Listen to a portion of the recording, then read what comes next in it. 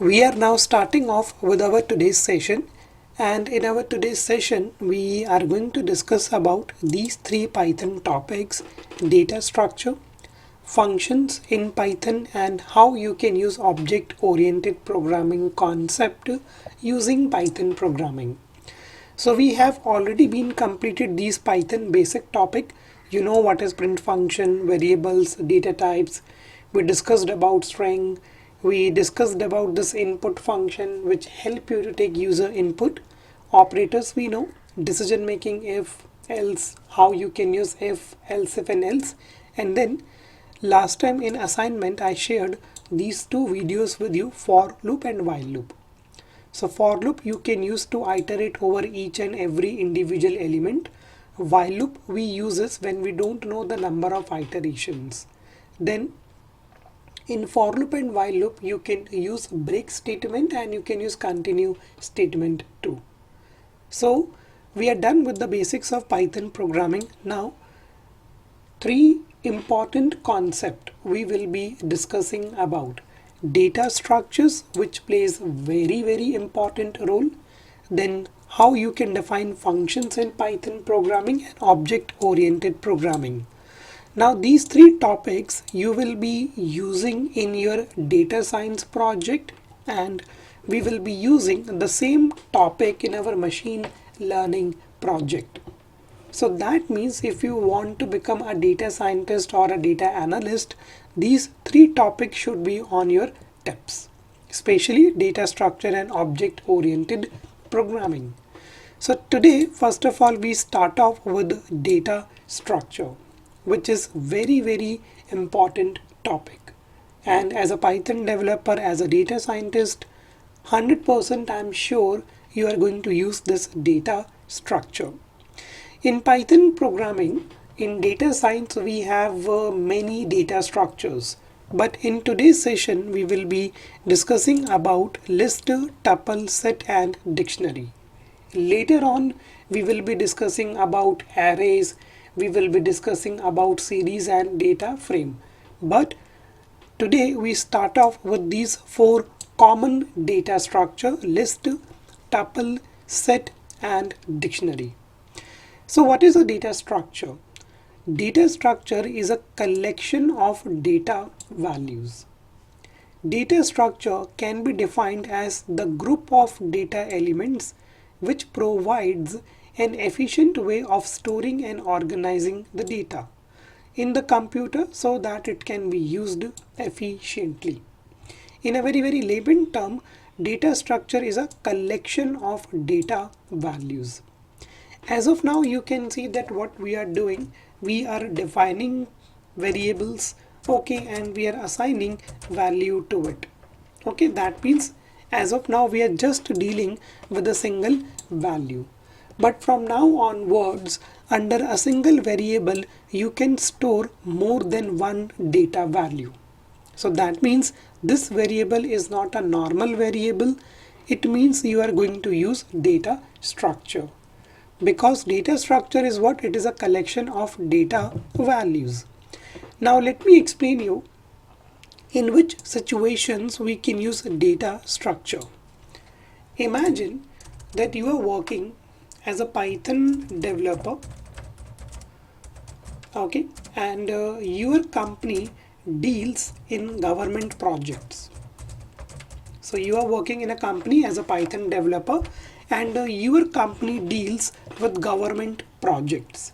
Now what you need to do is you need to take a survey. As a developer, what you need to do is you need to take a survey. What kind of a survey you need to take? You need to visit a village and you need to note down the age of people living in that village. So this is a survey which you need to take. You need to visit a village and you need to note down the age of people living in that village.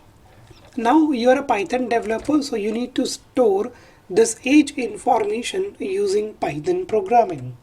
So how you can store the age of people? Let us say here you are going to define one variable age 1 and you note down the age. So definitely, in order to store the information of age, you will be using variables. So you define first variable and you store the age in it. Then you met with another person. Okay, this is how you are going to store the age. Then you met with another person. This is how you are going to store the age. Imagine that in this village you have more than 1000 people living. So if you are going to follow this approach, okay, how many variables you need to define? 1000 variables you need to define. If suppose you are going to follow this approach, okay, so you can see that you are wasting 1000 line of code in storing similar information. Okay, and this approach is not valid because here you are wasting 1000 line of code to just define these different variables. So here comes data structure into the picture. See, there are two scenarios. Either you can use this approach, no problem, but the problem is it's a very time consuming and it is not a valid approach. Now what you can do is you can define only one single variable, okay, and in this variable you can store as many information as you want. Okay, you can store as many information as you want. So that means if under a single variable name you are storing more than one data value, that means you are dealing with data structure. So this age, if you check the data type of this age, now it will become a tuple, which is a data structure. Okay, so data structure is what? A data structure is a collection of data values. Okay, and in data structure you can store any type of data: integer, float, string, boolean, and even you can store the mixed data type, meaning here it is integer, now you can start storing boolean, string, and then float values as well. Okay, so this is what data structure is. So you can see that when we start using data structure, organizing the information will become much better, because earlier we were defining 1000 variable, but here only one variable is more than enough. Now how in data structure these information will be saved? Information here will be saved based on index numbers, and remember, these index numbers always starts with 0, meaning this information, just like your string, available at index number 0, available at index number 1, available at index number 2, okay, and available at index number 999, because we are saving thousands information here. So that means if you want to retrieve the information retrieval is also very easy. Suppose you need to know the age of first person, so you will write the name of your variable.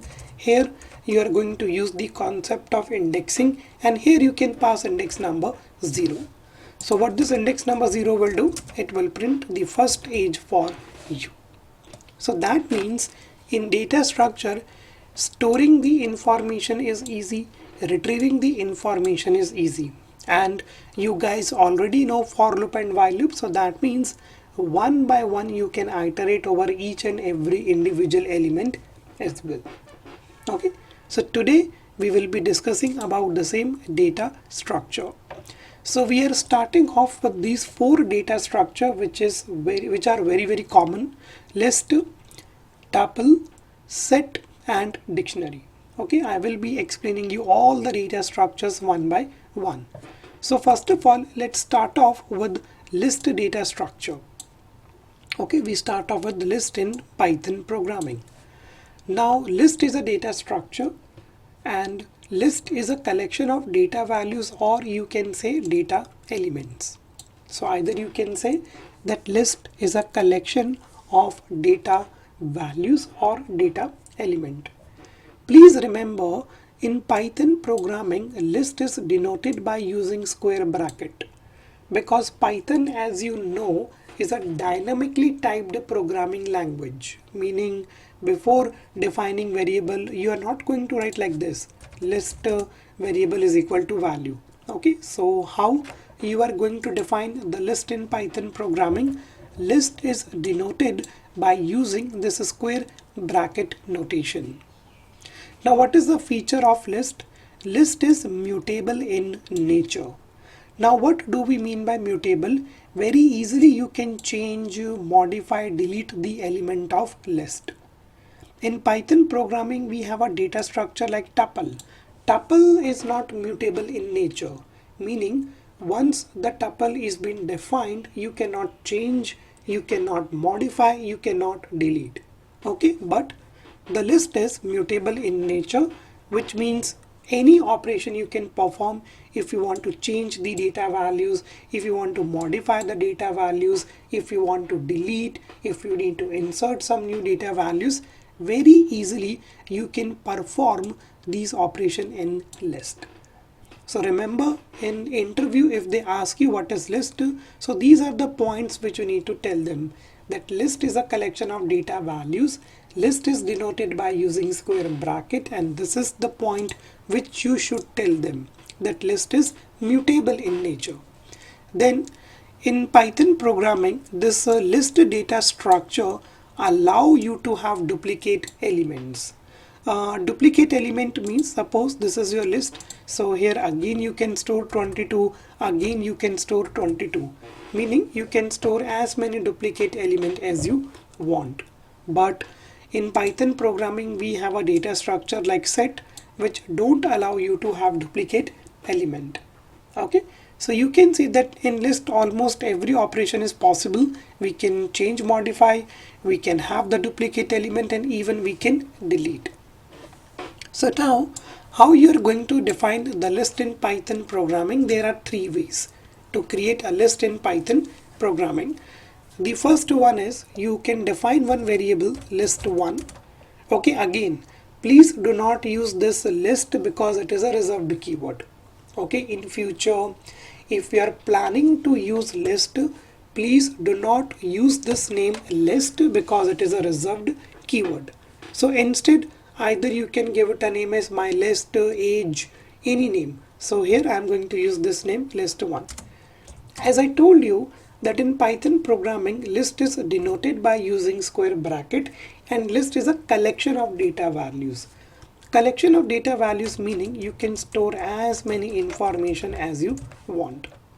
Okay, and now if I print this list1, and if I print the type of this variable list1, so this time Python will not gonna print it's an integer. Python will say that it is a list, because here we are dealing with collection of data values and we are using square bracket notation. So this is how you can print your list, and when you check the type of list1, it will say that it is a list. Okay, this is the first way.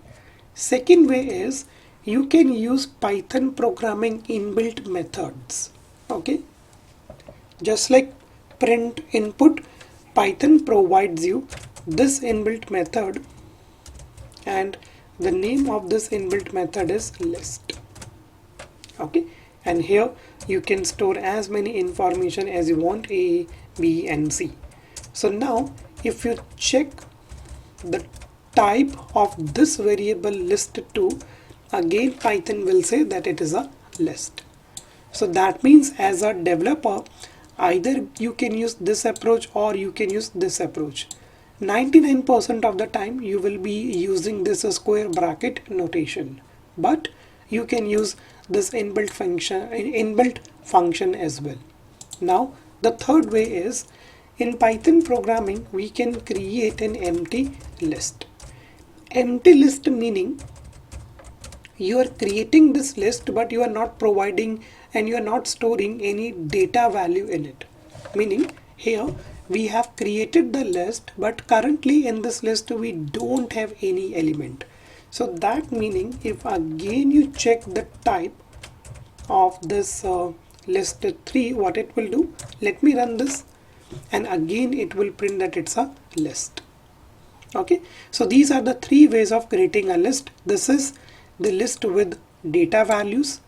this is the list with data values and using inbuilt function, and this is your empty list.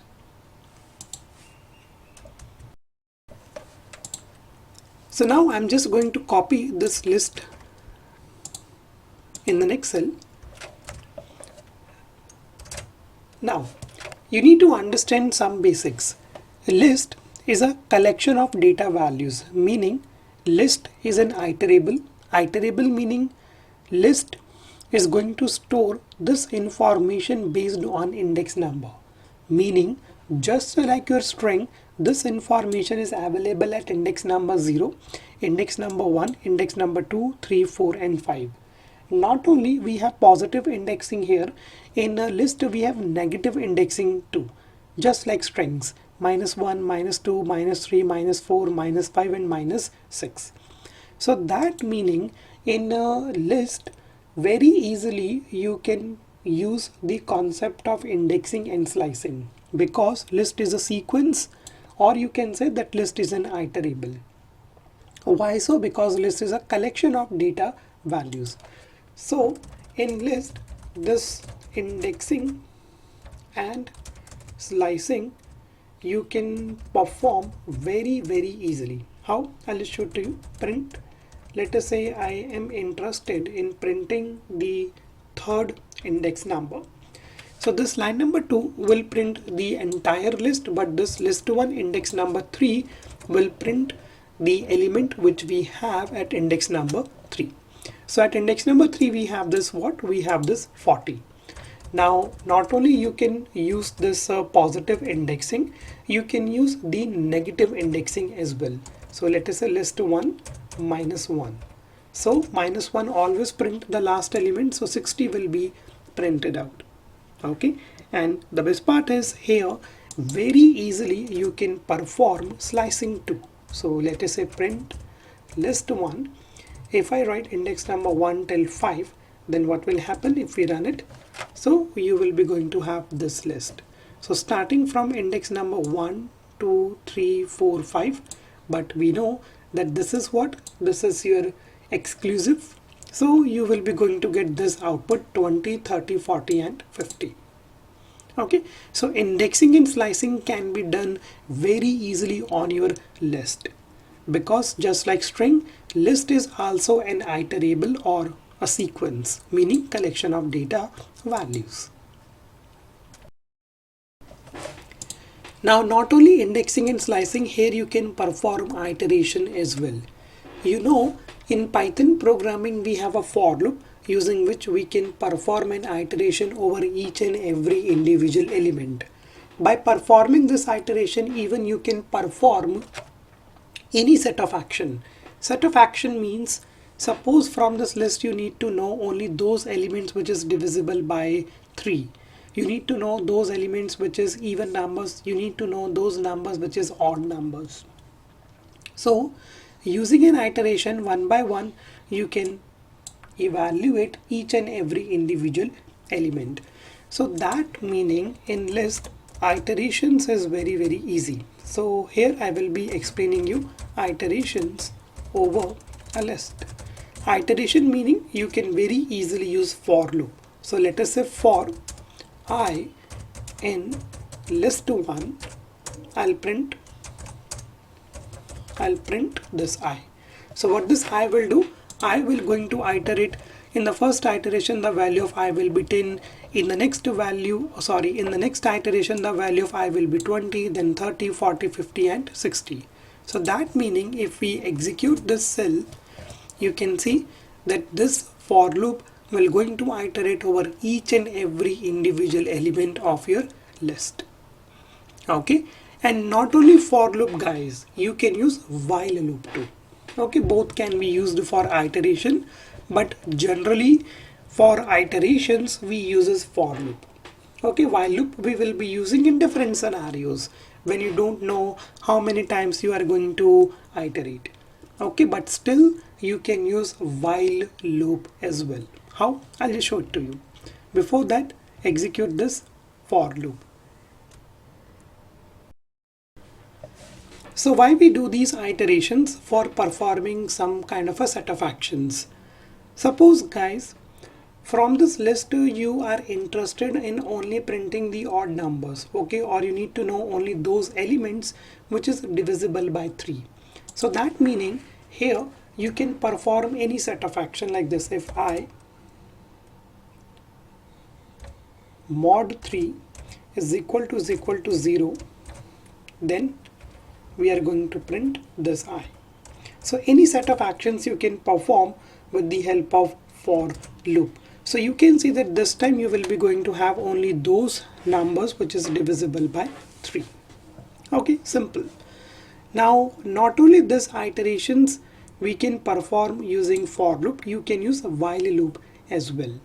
But before you use while loop, let me explain you one important function which is length.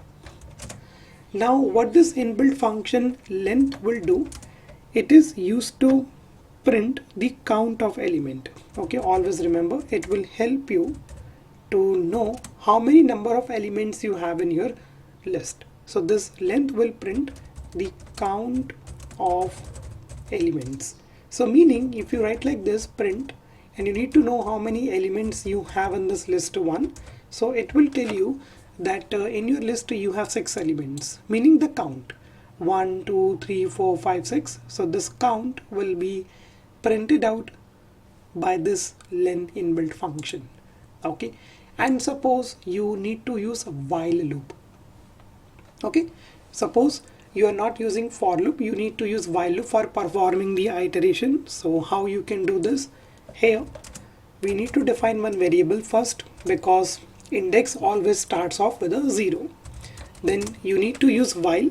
Here you need to write one condition, while 0, meaning while I is less than the length of list 1, meaning while I less than 6.